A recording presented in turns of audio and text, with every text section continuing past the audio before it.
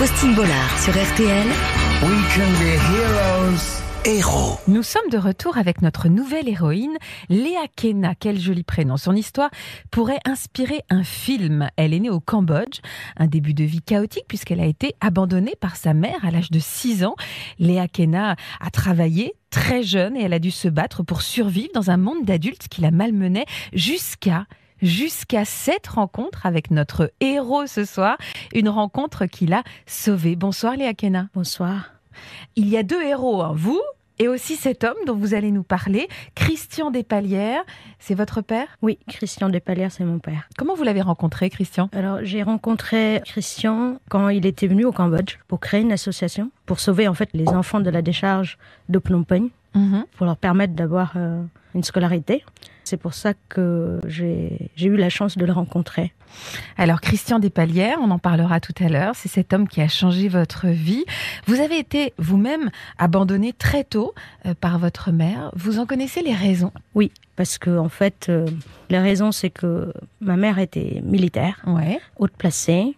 Donc elle avait rencontré un homme qui était un médecin. Malheureusement, cet homme avait déjà une femme avec des enfants. Et ma mère... C'était lui votre géniteur, hein ? Voilà, c'était mon géniteur. Ma mère a toujours cru qu'en ayant un enfant avec lui, ça pourrait le permettre qu'il quitte sa première femme pour venir habiter avec elle. D'accord, c'est pour ça que... C'est pour ça que je suis née. Donc, mais c'est pas ce qui s'est passé, cet homme ne vous a pas reconnu ? Voilà. Alors, ce qui s'est passé, c'est que cet homme n'a pas du tout voulu accepter en fait la naissance, qui a fait que ma mère a décidé en fait de quitter la province où j'étais née, abandonner tout son poste, tout ce qu'elle avait. Donc du coup, pour ma mère, elle a traduit tout ça. Je portais malchance à ma mère. Oui, parce que vous étiez celle qui avait compliqué sa vie, en tout cas. J'étais celle qui a fait perdre tout ce qu'elle avait. Vous avez des souvenirs de la vie avec votre maman, Léa Kena ? Des souvenirs que j'ai avec elle, c'est que des souvenirs de souffrance, de maltraitance. Quel genre de maltraitance vous avez subi ? Elle m'a toujours dit que j'étais quelqu'un qui portait malchance. Elle m'avait fait travailler. Quel travail vous faisiez aussi jeune ? Alors, je pouvais aussi travailler dans la rue, de vendre des choses. À quel âge vous faisiez ça ? Alors, là où je me rappelle, je pense que je dois avoir plus de 6 ans. 6 ans et demi. Vous vendiez des choses dans la rue à 6 ans ? Je vendais déjà des choses dans la rue à 6 ans. Un peu plus tard, ma maman m'a aussi vendu, m'a prostituée. On va y aller directement. Pour son gain, mais je pense que c'est aussi pour se venger. Le fait de dire que j'étais quelqu'un qu'elle détestait, parce que c'est pour elle, de me voir, c'est que la perte. Donc il fallait qu'elle se revanche sur moi, que ça lui fasse bien. Elle se vengeait de vous ? Elle se venge de moi, elle me l'a dit. Donc voilà, c'est comme ça qu'elle a pris les choses. Est-ce que vous aviez un vrai logement, toutes les deux ? Quand on est arrivé à Phnom Penh, on n'avait pas de logement. On avait un lit devant une maison de quelqu'un qui a bien voulu qu'on mettait un lit devant chez eux. Donc c'est là qu'on habitait. Quel genre de petite fille vous étiez avec cette vie cauchemardesque ? Et pourtant, on va retrouver le sourire dans un instant avec vous. Mais quelle jeune petite fille vous étiez ? Je pense que je n'ai pas eu une vie de petite fille qu'on pourrait parler d'une petite fille qu'on peut y croire dans un vrai monde. Dire, oui. Il fallait vraiment que je me batte pour vivre, pour manger, pour survivre. Et j'allais dire, des fois, à me battre, je mettrais mon expression personnelle, le fait de dire que je me battais comme un chien, en fait, pour vraiment survivre. Et le mot survivre est quelque chose de très important en moi, de ce que je me rappelle de mon enfance. Pour ceux qui n'ont pas la chance de vous avoir en face vous serrez le poing. Là, vous me dites, il a fallu que je me batte pour vivre. Oui, je me suis battue pour survivre.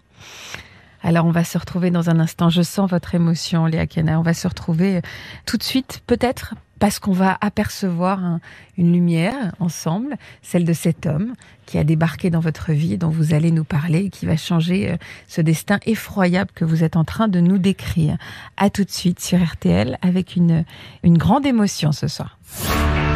Faustine Bollard sur RTL. We can be heroes. Héros. Nous sommes de retour avec Léa Kena sur RTL. Il y a quelques instants, Léa Kena qui nous expliquait avec beaucoup d'émotion l'histoire de sa naissance, ses premières années ô combien difficiles auprès de ces adultes maltraitants.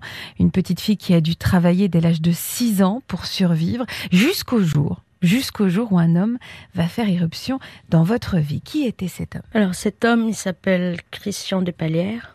Donc en fait, On parle de Christian Despalières, mais en fait, c'est Christian et Marie-France Despalières. C'est mes parents adoptifs qui sont arrivés pour me sauver la vie, en fait. Infirmière qui vous aide. Oui, c'est l'AKENA. Et l'AKENA, qui est au centre depuis près de 2 ans, là maintenant, 1 an et demi, 2 ans, voudrait être médecin.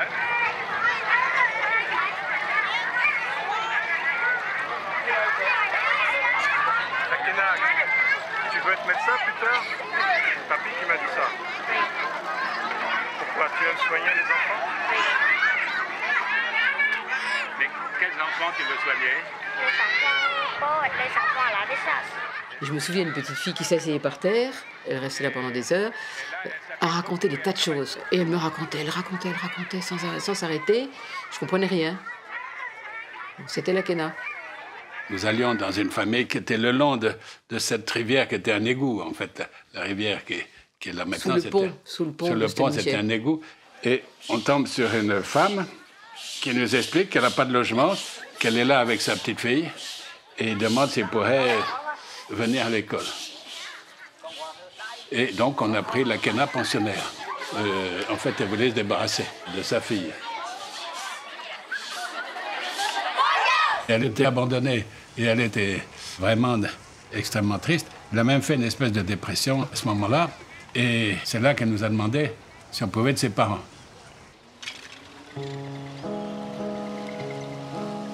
Elle avait 9 ans ou 10 ans quand je l'utilisais déjà comme assistante, en fait. Personne d'autre n'a été disponible 100% le soir, le matin, pour traduire sur la décharge. Et l'AKENA était devenue un pilier de PSE toute petite.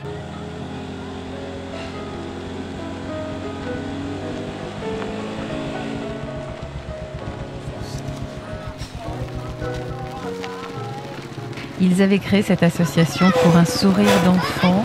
Ils ont transformé des générations entières de petits Cambodgiens. C'est important, ça a été important pour vous de prendre la relève de leur action? C'est très important, je veux dire, je suis très honorée de pouvoir continuer en fait cette mission qu'ils ont créée, dans le sens où je sais qu'il y a encore beaucoup de jeunes, de petits jeunes Cambodgiens qui en ont besoin de l'aide de l'association pour pouvoir s'en sortir, comme j'ai pu avoir cette chance de m'en sortir. Et donc je pense qu'il y a encore beaucoup d'enfants qui sont dans cette attente. Aujourd'hui, vous dirigez cette association? Oui, aujourd'hui, je suis devenue la directrice générale de PSE au Cambodge, depuis 3 ans et demi maintenant. Et donc, c'est une fierté et un honneur de reprendre cet héritage de vos parents? C'est une grande fierté de reprendre cette mission de mes parents. Et c'est une grande fierté de pouvoir, moi, maintenant, à mon tour, donner ce que j'ai reçu pour sortir et aider d'autres enfants. Justement, pour un sourire d'enfant. Merci beaucoup, Léa Kena, d'être venue nous raconter votre histoire si émouvante, ce qui nous permet de parler de cette belle association à travers votre parcours si fort. Et on voit à quel point votre émotion est toujours palpable. Donc, on voit que vous revenez de loin. J'étais ravie de vous donner la parole. Merci beaucoup.